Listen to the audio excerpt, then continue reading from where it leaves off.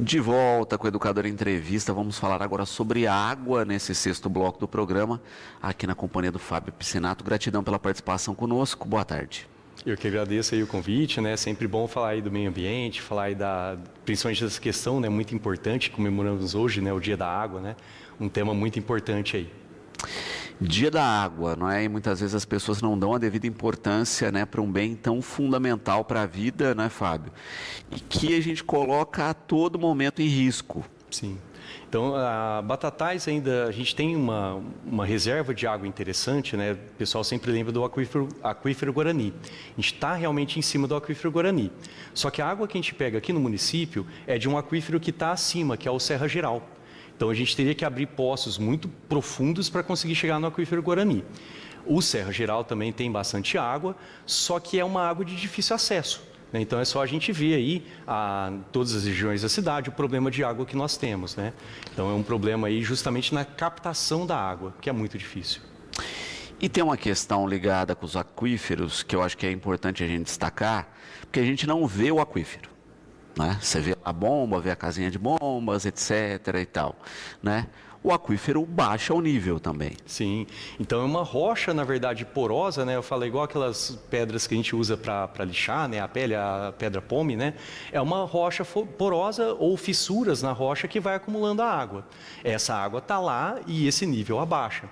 Temos aí já outros problemas que são as áreas de recarga, né? Então aqui a gente tem, né, Batatais, Ribeirão Preto, Franca, é uma área de recarga. Então, como é uma área de recarga, a gente tem que tomar cuidado também com o que a gente está jogando no solo para esse contaminante não entrar no aquífero também, né? Então, temos que estar sempre atentos aí a essas questões e preservar o nosso aquífero, não é porque a gente não está vendo ele que ele não é vulnerável, né? E aí a gente fala de recarga, não é? Recarga acontece naturalmente com a chuva. Em alguns terrenos, não são todos, não é, que vão dar acesso ao aquífero, mas leva tempo para essa água chegar até lá. Então, o aquífero, na verdade, né, o que define um aquífero é justamente a água presa dentro de rochas. Então, você vai ter uma rocha embaixo, que não deixa a água aprofundar mais, essa rocha porosa no meio e uma rocha em cima. Então, fica um sanduíche ali de água, né? E não é qualquer lugar que a rocha de cima vai ter pontos, né, de infiltração. Então, nós temos alguns pontos de infiltração. Então, o aquífero ele vai diminuindo essa quantidade de água, esse nível de água que tem nele. E se nas áreas de recarga não tem chuva, por exemplo, um regime de chuva interessante, esse aquífero não é reposto. Então, a gente tem que tomar cuidado aí. Aí a gente entra já nos rios aéreos, né, lá da Amazônia, né? Depois a gente pode até falar um pouquinho mais sobre eles, né? Que é o que vai recarregar o aquífero aqui na nossa região. E porque acaba sendo um grande problema, né? Porque se a gente está tirando mais do que está sendo reposto, pode secar. Com certeza. E também, volta dizendo, né, não é só secar o aquífero, é a contaminação dessa água. Então, a gente tem uma água aqui em Batatais, uma água subterrânea muito boa ainda, bem limpa ainda, boa para utilizar. No caso dos poços artesianos, a gente tem só a correção de cloro e flúor, né? A adição, na verdade, de cloro e flúor. Não precisa de correções, como é feito na água que a gente pega do Córrego dos Peixes e do... Córrego dos Peixes e da Cachoeira, Morada da Prata, isso, da Morada da Prata, que são os dois pontos que a gente faz a captação, só que a água superficial. Aí tem que fazer correção, né, de acidez, né? Então tem um monte de processo de filtragem que tem que passar essa água. Então já é uma água mais cara, vamos dizer, né? A gente tem um tratamento aí mais elaborado, deixa essa água mais cara. Perfeito. Nesse questão específica aqui das áreas de recarga é o que o Fabiano pergunta, né? A gente sabe onde são as áreas de recarga aqui do município? No município, eu não sei se tem os pontos certos, né, aqui no município, mas a gente fala mais em região. Porque a água ela vai infiltrando, como você disse, a gente não consegue enxergar, né, como é que é essa dinâmica embaixo da terra. Então, às vezes tem uma rocha que vai impedir, só que essa rocha vai formar ali um lençol freático, né, uma água subterrânea que vai correr até um outro ponto que vai ter uma entrada ali para o aquífero. Então, essa dinâmica embaixo da terra aí é bem complexa, né? A gente podia ter olho de raio-x, né, para conseguir enxergar o que está acontecendo lá embaixo. Ficaria mais fácil. Então, mas Ribeirão eu sei que tem uma área de recarga que é a represa do Saibro, que é uma área de recarga lá em Ribeirão Preto. Inclusive, ela está sendo reflorestada, né? O pessoal está sempre cuidando daquela parte lá, porque ali, Ribeirão Preto, lembrando, né? Lá eles chegam no aquífero Guarani, porque Ribeirão Preto está numa altitude bem menor do que Batatais, né? Uns 200, quase 300 metros mais abaixo, né? Do que Batatais. Então, lá eles conseguem alcançar o aquífero Guarani. E partindo desse ponto de vista que a gente fala da contaminação, não é? A gente tem que tomar cuidado com tudo que é descarte, não é? Com o que já está estabelecido, né? Então, desde os antigos lixões, não é? Os aterros tem uma condicionante melhor aí na questão da contaminação, mas como o Walter coloca aqui, até cemitérios. Sim, os cemitérios, né, é uma preocupação muito grande aí também com essa infiltração, né, de resíduos que vai acontecer no solo. O trabalho, eu falo, né, da prefeitura, né, obras e tudo, é bem complicado. O nosso lixo hoje, por exemplo, não está ficando mais em Batatais, nós não temos mais aterro em Batatais. Então a gente está tendo que levar esse lixo para fora. E justamente pela dificuldade de achar um local apropriado para fazer uma estrutura de um aterro sanitário. Então não é uma situação muito fácil, né? Não é um problema muito fácil de resolver. E aí eu vou além, né, dos resíduos sólidos, os agrodefensivos, né, que você também vai ter uma infiltração dos agrodefensivos no solo, então vai ter uma contaminação aí também pelos agrodefensivos. Cristina, parabenizando pela temática e colocando a respeito, né, do aproveitamento de água da chuva. Sim. Né, da construção de estruturas para essa captação, ela pergunta que cuidados tem que se ter. Isso. A água da chuva, mesmo aqui na nossa região, não tendo tantos problemas de poluições atmosféricas, ela não é própria para consumo. Então a gente tem que pensar em todo o caminho que essa água está fazendo, né? Desde o que está de partículas, né, diluídas aí na atmosfera, e depois onde essa superfície que vai receber a água da chuva vai passar. Então normalmente telhado, né, telhas de barro, então vai ter ali fezes de aves, então não é uma água própria para consumo. Então essa água de reuso da chuva, ela vai servir para lavar quintais, né, para você usar ali para regar plantas, né, na época de estiagem. Então essa água ela não é própria para o consumo direto. Tem hoje equipamentos, né, que você já coloca nas calhas da casa que já faz a filtragem da água e aí sim você pode usar ela para consumo mesmo, lavar roupa, até consumo humano mesmo. Mas tem que tomar cuidado. Um sistema ali improvisado, vamos dizer, né, qualquer calha, qualquer casa que tem calha, só faz um desvio na calha e coloca um reservatório. Pronto, né, já é o suficiente, mas essa água ela não pode ser usada para qualquer fim. Perfeito. Mas é importante destacar isso, né? O quanto é uma medida possível, né? Simples. Geralmente barata. Normalmente as casas já têm calhas, já tem o sistema de captação de água, então é só canalizar essa água. Isso vai reduzir problemas de enchente, né? Porque a água que escorre aí, que vai juntar todo na parte baixa da cidade, a gente já retém essa água antes dela ir para a parte baixa da cidade, fazendo reservatórios. Então a gente resolve um monte de problemas aí, né? E eu acho, algumas casas populares já saem, né, com placas de aquecimento de água de chuveiro, né? Não é fotovoltaica, é aquela de aquecimento de água de chuveiro. E é um sistema que você pode colocar junto com o aquecimento, que é a captação da água da chuva, né? Já coloca as calhas e coloca um reservatório. Então não é caro, né? Se a gente for ver ali em estruturas que você vai ter que colocar na casa, não vai ficar muito caro, fica até mais barato do que o boiler, né? O aquecimento de água, né, do chuveiro. Então daria para fazer em casas populares já colocar esse sistema de captação de água também. Exatamente. E quando a gente pensa na rotina, né, gera uma economia, gera uma questão ambiental bacana, porque ajuda na redução de enchentes, não é? Tem toda uma dinâmica importante aí para se pensar e se colocar na rotina, não é? Com certeza. Muitas vezes se fala, e é o que o Rogério coloca aqui, do chamado imposto verde, né, o imposto ecológico. No início, né, muitas cidades faziam na questão do sujeito ter, né, uma árvore na porta de casa, já tinha lá um abatimento, mas hoje cidades já pensam nisso, né, área de drenagem, captação de água de chuva, cada vez mais itens. Os bairros, né, já saem com áreas verdes, né, então já tem que ter uma porcentagem do terreno, né, que foi loteado, tem que ter ali uma área verde, né, então tem toda essa preocupação. Antes era viável tinha, né, a possibilidade de deixar parte da calçada, ou a calçada toda, né, sem cimento, né, uma calçada verde. Hoje isso já foi revisto, porque muitos bairros saíram com calçada verde e substituiu a praça. A calçada verde substituiu a praça. Então você tem bairros na cidade sem praça, né, sem uma área de lazer para a população, porque a calçada já contava aí como essa praça. Então acaba tendo aí um problema sério também dessas áreas verdes pela cidade.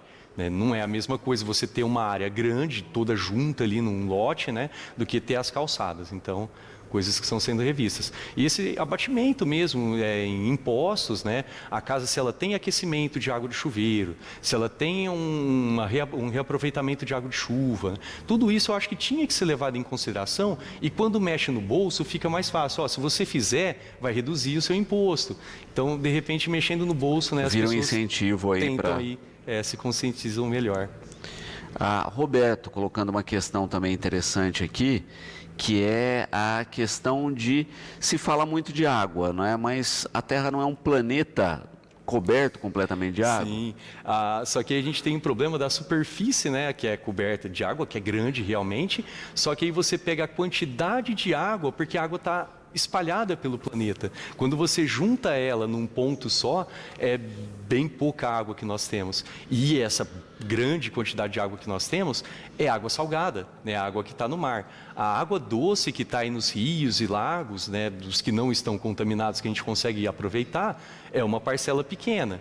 E a água que está subterrânea ela é de difícil acesso, né? Então a gente tem, né, essa realidade aí nas cidades que tem poços como Batatais, né, a maior parte da nossa água vem de poços artesianos. Se dá problema em uma bomba ou tem que fazer a manutenção em algum poço, parte da cidade vai ficar com o abastecimento de água comprometido, né? Então, a água subterrânea é difícil de pegar. A água do mar, salgada. A água de superfície, né, rios e lagos, tem que passar por tratamento, e as que não estão já totalmente impróprias. Então, é complicado. Apesar de estarmos com muita água no planeta, não é tanta água assim, não. E é importante isso, né? Quando a gente entende da dificuldade de se tomar medidas justamente para evitar problemáticas, não é? E entra num outro ponto aqui, que é o que a Juliana coloca, que é consumo. Não é? Que é lógico que muitas vezes a gente vê uma questão de se falar do uso racional com a população, de educação, etc., mas de se ter pouco incentivo ou pesquisa para estrutura da indústria e dos outros setores que consomem mais terem aí uma política ou ações de pesquisa para reduzir esse consumo. Exatamente. Então a gente acaba sendo o maior consumo de água no país a parte de agropecuária, né? Então a gente usa muita água para as plantações e para o abastecimento dos animais de corte, né? Então, a gente tem um consumo de água muito grande nisso, mas o consumo de água também pelas indústrias, né? E é o que eu falo, às vezes eu brinco, né? Quantos copos de água você gasta para beber um copo de água? Então depende desse copo que você está usando. Você está lá no serviço com a sua canequinha que você bebe água ali, você não vai ficar lavando essa caneca toda hora só porque você bebeu água. Então você vai usar a água que você está bebendo e pronto. Agora, se você usa um copo de vidro, um copo que outras pessoas vão usar, um copo compartilhado, você vai beber a água e você vai lavar esse copo. Então você já usou um copo para beber e já usou pelo menos mais uns 2 ali para lavar e enxaguar esse copo. Se você usa um copo de plástico, na produção você vai gastar quase 10 litros de água para fazer um copinho de plástico, né? Então, pensando em toda a cadeia industrial, gasta-se muita água para fazer o copo de plástico. Então, se você bebe num copo de plástico, você vai gastar muito mais água do que um copinho, né, que você está bebendo. Então, é essa consciência que a gente tem que ter, né? José Carlos aqui, né, parabenizando pela temática, colocando, né, a gente falou muito da questão da reutilização e etc. E ele pergunta, né, hoje no país a gente tem boa parte aí da produção de geração de energia ligada à água, né? E muitas vezes se fala que em alguns momentos aí, se a gente está não fazendo economia de energia, né, quando vem alguns limitadores, mas está se economizando água. Sim. Então a gente tem que pensar, né, desse movimento das águas aí para a produção de energia e o regime de chuvas. Então agora a gente vai ter uma época, os reservatórios estão lá, né, tá produzindo energia, eles podem diminuir a vazão se não precisar, não tiver uma demanda muito grande de energia, né? Então, se as pessoas estão usando menos energia elétrica, não precisa ter tanta vazão na represa, vai reter aquela água por mais tempo. Que é essa época que a gente vai entrar agora, né? Entramos no outono agora no dia 20, né? E agora as chuvas têm a tendência de ir diminuindo, né? Até voltar à primavera lá em setembro. Então, se a gente acabar com o nosso reservatório de água, essas chuvas até repor esses reservatórios, vai demorar um pouco, né? Então, já tivemos problemas sérios disso no passado, né? E é justamente, né? Uma coisa está ligada à outra. Então, aqui no Brasil, a maior parte da nossa energia é hidrelétrica, né? Então, a gente tem que tomar cuidado aí com o consumo de energia. Exato. E a gente fica num fluxo também complicado, né? Porque também esses reservatórios têm limite, aí às vezes a gente tem um período extenso de chuva, muita chuva, que você tem que abrir comporta, porque senão o reservatório não aguenta e depois essa água faz falta. Exatamente, então é toda uma dinâmica, né? A gente tem esse limite de espaço aí, então tem que pensar em tudo isso. Muito bom. Andréa, colocando também uma questão bacana aqui, né, da importância talvez de se incentivar na escola, né, essas questões, não só, não é, se falar disso com educação e etc., mas se ter implementado essas estruturas, Sim. Né, de coleta, etc., o quanto seria importante para difundir isso na rotina das crianças. A Escola Silvio de Almeida colocou, né, um sistema de captação de água de chuva. Então, eles têm, inclusive, que filtra, né, a água também, já deixa ela para outros usos aí, né, não só para lavar estruturas, né? Então, eles já conseguem ter um uso de água lá. Fizeram um sistema, não é muito caro, é interessante. Eu acho que a escola deve estar em portas abertas lá para quem quiser ir lá conhecer o sistema. Só ir lá marcar uma visita, eu acho que não vai ter nenhuma restrição quanto a isso. Então, e dentro das escolas mesmo, na educação, esse tema ele é trabalhado de uma forma transversal, né? O que é esse ensino transversal? Todas as matérias, história, geografia, matemática, português, vai trabalhar um tema em comum. Então, os temas voltados ao meio ambiente é um tema transversal. Quando a gente fala de meio ambiente, a gente lembra ali de ciências e biologia, né? Mas, na verdade, está em todas as matérias, né? Hoje, no ensino, esse assunto está diluído em todas as matérias, né? Então, não só a biologia trabalhando esse assunto com os alunos hoje, né? Mas todas as outras matérias. Que a gente tem que ter essa visão histórica, a visão geográfica, né? Do consumo consciente, né, do uso consciente aí dos nossos bens, né, tanto naturais, né, então a gente tem que ter uma visão ampla, e as crianças que estão vindo, essa nova geração, elas já estão crescendo aí um pouquinho mais consciente, ou pelo menos aí tendo uma visão, né, diferenciada para o meio ambiente. Perfeito. Também aí nessa questão da educação ambiental, né, que é um tema fundamental, não é? Andréa aqui também colocando a questão das crianças muitas vezes fazerem um papel contrário, né? Elas levarem a educação ambiental para suas casas. Que é o que acontece na maioria das vezes, né? Às vezes o filho puxando a orelha do pai, né, ou da mãe aí, porque está fazendo alguma coisa errada, né? Gastando muita água ou jogando lixo em local inapropriado, né? Então a gente tem esse retorno das crianças mesmo de justamente corrigir os adultos, né? Ruth colocando também uma questão da educação, né? A gente falou aí a respeito dos benefícios, né, do Imposto Verde, mas ela coloca da outra ponta, né, da fiscalização das multas, né? Ela ainda se diz aqui indignada muito com as pessoas que acabam lavando a calçada, né, utilizando água potável e não reaproveitando essa água. Então a gente tem todos esses problemas. A fiscalização é complicada, né? Não tem como os fiscais da prefeitura andar a cidade inteira, não tem jeito, né? Então eu acho que vai mais aí, às vezes do vizinho, né, puxando a orelha, que acaba surgindo brigas ali, né? Então é complicado. Mas teria que ser a conscientização de cada um, né? Cada um tem que colocar a mão na consciência, ver que o que está fazendo é errado, né?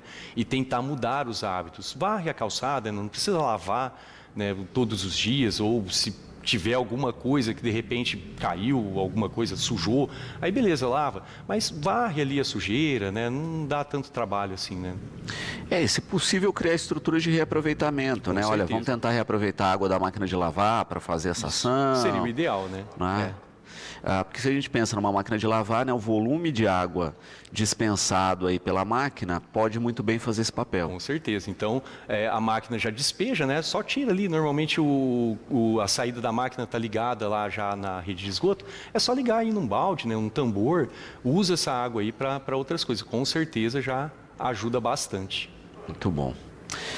Fábio, antes de encerrar, né, o Vitor aqui, né, parabenizando pela temática, perguntando se existem sites ou ferramentas aí que ajudam a gente a pensar essa questão da água. Eu não conheço.